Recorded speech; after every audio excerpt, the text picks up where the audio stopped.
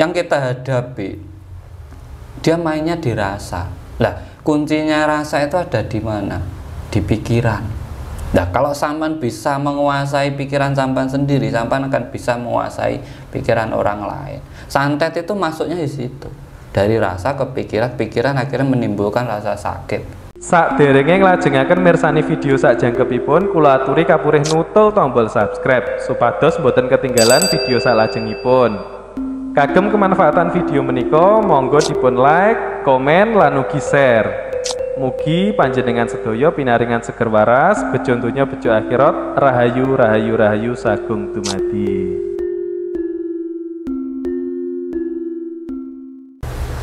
Rahayu Kang. Rahayu, rahayu. Ini saya mau tanyakan masalah orang yang terkena santet Kang.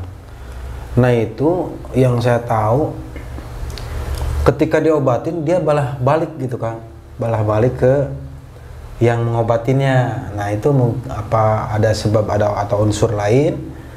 Nah caranya itu gimana Kang? Biar istilahnya sesuai dengan yang kita harapkan. Sampan kalau gini Mas, santet sugestinya kebanyakan orang gitu. Santet itu ilmu yang luar biasa ya, yang paling ampuh gitu, membunuh tanpa menyentuh. Nah, sugesti-sugesti yang ditanamkan dalam masyarakat ini bisa menjadi sugesti pada diri kita, sehingga di saat kita menghadapi orang yang terkena itu, kita bisa kembali sugesti itu ke diri kita, bisa nyerang balik gitu. Nah, ngobatinya sampan juga harus tahu konsepnya ilmu itu bagaimana. Contoh lah, orang sakit, sampan pengen menyembuhkan orang sakit, sampan harus tahu konsepnya. Yang menjadi sumber penyakit dalam diri manusia itu apa? Sakit itu masuknya di apa juga? Rasa loh. Rasa sakit kan? Contoh sampan perutmu sakit, sebenarnya perutmu tidak apa-apa tuh, tapi sampan merasa sakit. Nah sampan kalau pengen cepet menyembuhkan orang, sampan harus bisa memindahkan rasa itu. Kalau orang dulu biasanya penyakitnya dipindahkan ke kambing, terus dipindahkan ke telur atau apa, ya kan? Tidak perlu orang sakti itu. Mindahkan seperti itu tuh tidak perlu orang sakti. Yang penting sampai tahu kuncinya. Orang yang sakti itu yang tahu kunci dari sebuah keilmuan. Kalau sampai tidak tahu kuncinya, yaitu di saat sampai menyembuhkan orang sakit, orangnya sembuh, sampai gantian sakit. Ya, tersugesti sendiri sampai. Ya, sama sih. Rasa kenyang, rasa asin, rasa manis, sama rasa sakit itu sama sefrekuensi lah. Adanya di situ dirasa semua. Lah bagaimana kamu memindahkan itu? Di saat kamu menguasai ilmu memindahkan itu, sampai itu ngobati orang gampang. Makanya semua itu sebenarnya konsepnya betul. Main itu sugesti. Contoh sampan demam, ya toh. Saya harus datang ke sana. Nanti kalau datang ke sana saya sembuh, itu sudah sugesti duluan. Ya, berarti penyembuhan sampean mainnya juga harus sugesti. Harus sugesti. Jadi jangan pakai kesaktian. Wah, harus puasa dulu, harus gini-gini. Itu kan sugesti orang. Agar apa? Memperkuat keyakinan dirimu dalam di saat kamu mengobati orang, kamu benar-benar manjur gitu. Itu hanya sugesti kalau bagi saya. Sampai suruh puasa mutih 41 hari, rapalannya ini, itu sugesti man.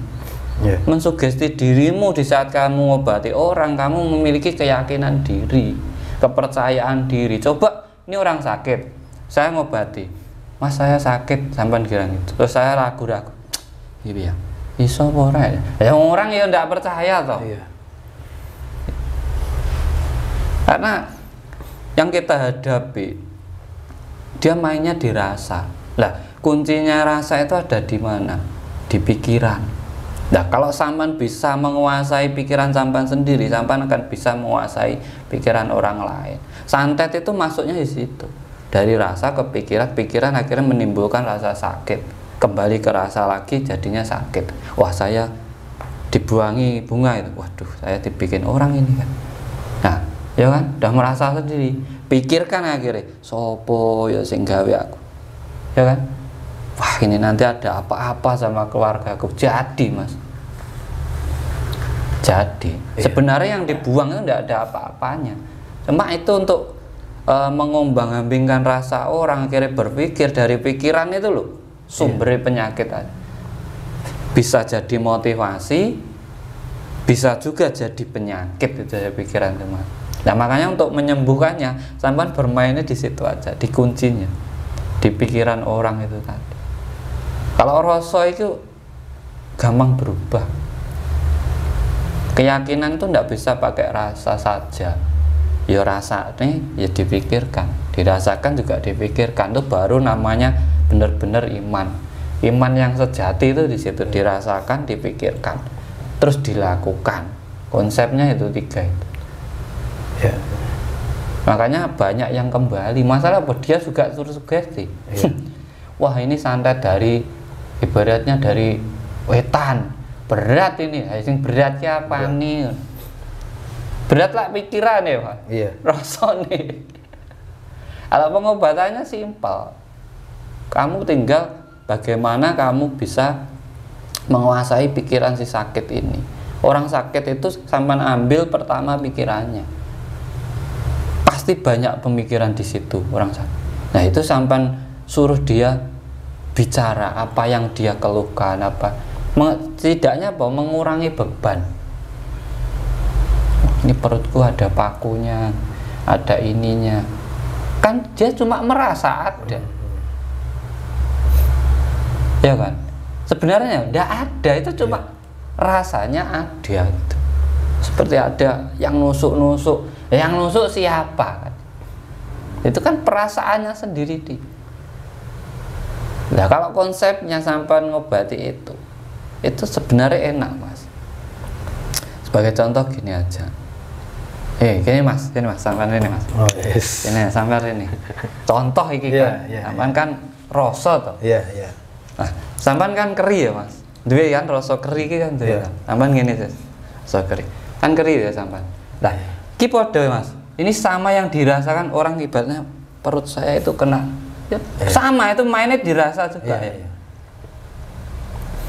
Nah, kenapa saya ngomong kendalikan pikirannya, ubah pikirannya itu dari rasa sakit itu jadi ndak, itu bagaimana? Ini sebenarnya sugesti. Saya bukan orang sakti, ini cuma permainan pikiran sebenarnya. Nggak ada orang sakti itu, ndak ada. Orang sakti itu yang menguasai kunci dari sebuah keilmuan. Kalau ndak tahu sampean, ya dihapusi mas. Wah iya iki enek pakune Pak. Lha ngono to. Paku kondi untuk bangunan ora kulaan. Nggih lebokke ning weteng ya. Tapi dari ini rasa dia. Tapi kalau dia merasa terus ada paku. Lah, tubuh manusia itu ada zat besinya. Akhirnya jadi paku beneran dalam perut. Yang nyiptakan orang sendiri. Tapi kalau dari rasanya ini sebenarnya sampean ngobatinya berarti sampean mainnya di pikiran. Sampean harus bisa menguasai pikiran orang ini. Contoh sampean gini, keri ya mas. Nah, keri kan. Nah, ini ibaratnya medianya yang dipakai. Telur ya. Nah, udah sampean tak pindah ke telur aja sakitnya kan gitu. Sampean gini mas. Nah, mana geli ya mas? Yakin ya geli. Nah, ini suruh megang orang. Ya udah sakitnya sampean ini atau rasa geli ini sampean tak pindah ke telur sini ya. Tak pindah, set, fokus man. Nah, set, ini sembuh gitu. Nggak geli mas, nggak geli ya. Nggak geli ya mas.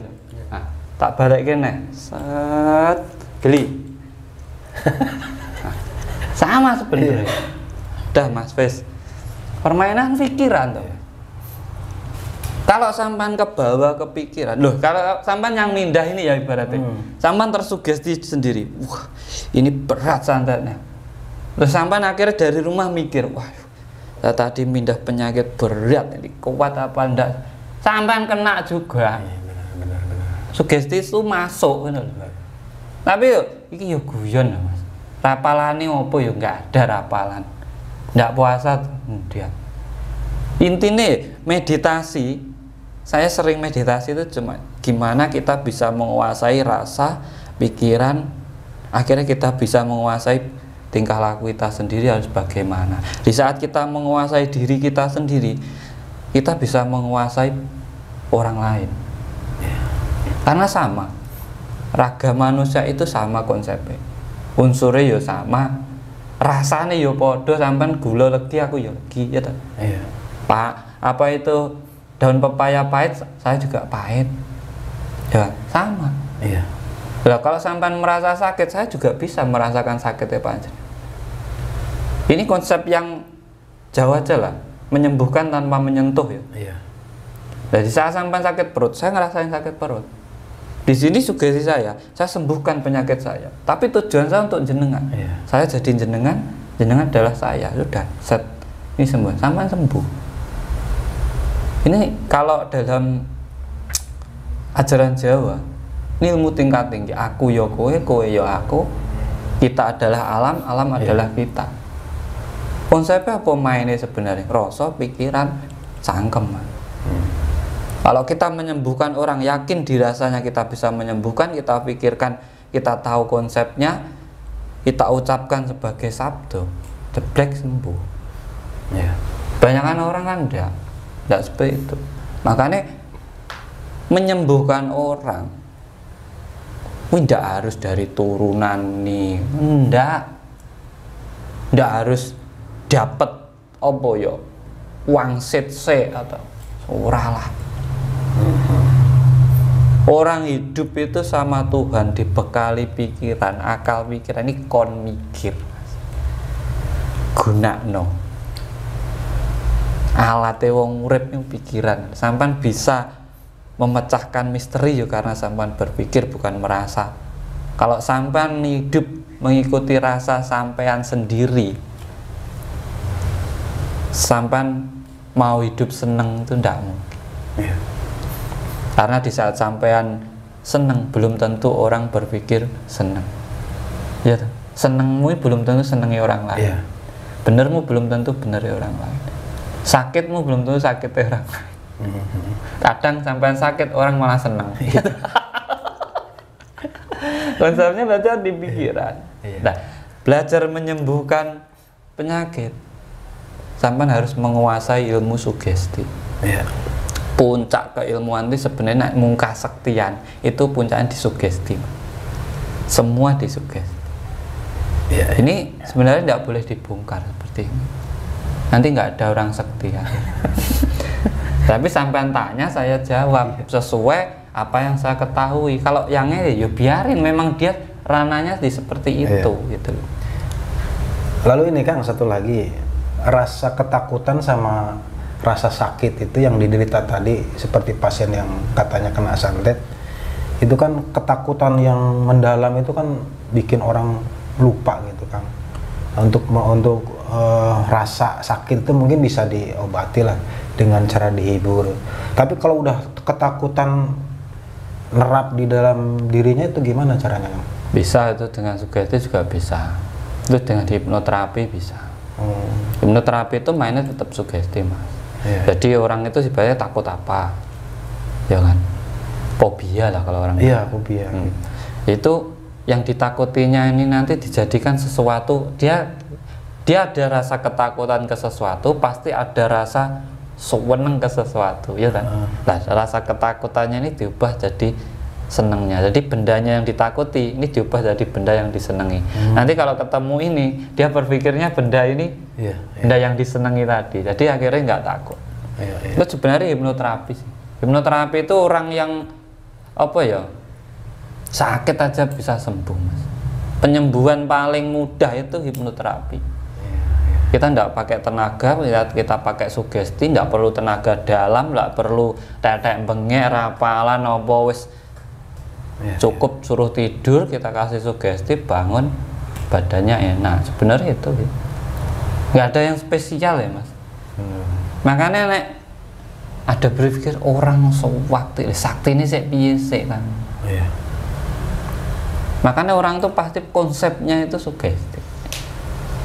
Konsep itu tadi kayak gendam. Kalau dalam ilmu hipnotis sebenarnya, hipnoterapi itu hipnotis. Sampean mau saya sembuhkan, saya mau menyembuhkan sampean, teman saya hipnotis. Nah di situ mainnya di alam bawah sadar. Alam bawah sadar di bawah kesadaran, dan rasa itu kan mainnya di alam bawah sadar. Ya kan akhirnya mempengaruhi kesadaran sampean. Orang yang sakit luar biasa atau takut luar biasa lupa berpikir. Yang dibawa pokoknya wedi ya kan gitu. Takut aja gitu. Makanya sebenarnya konsepnya seperti itu. Kuasai dirimu, maka kamu akan bisa menguasai orang lain. Itu konsep simple lah. Kuasai dirimu, kamu bisa mengerti alam semesta. Karena apa? Seluruh unsur alam itu pada diri manusia. Manusia ki jagat gede nek kanggo Mas. Seluruh isi alam ki eneke ning jero manungsa. Tapi alam tidak bisa menggambarkan manusia seperti itu. Makanya manusia ki aneh kok. Dhewe ini kurang ini, dhewe ini kurang ini. Terlalu tinggi. Angen-angen nih. Nggak pernah cukup. Makanya alamnya sampai bingung yuk. Itu sebenarnya konsepnya seperti itu tadi. Jadi siapa aja tahu kan gitu. Baik Kang, jangan dibuka semuanya dulu di sini kan. Kasihan yang lain. Terima kasih. Salam hormat. Salam rayu, rayu, rayu.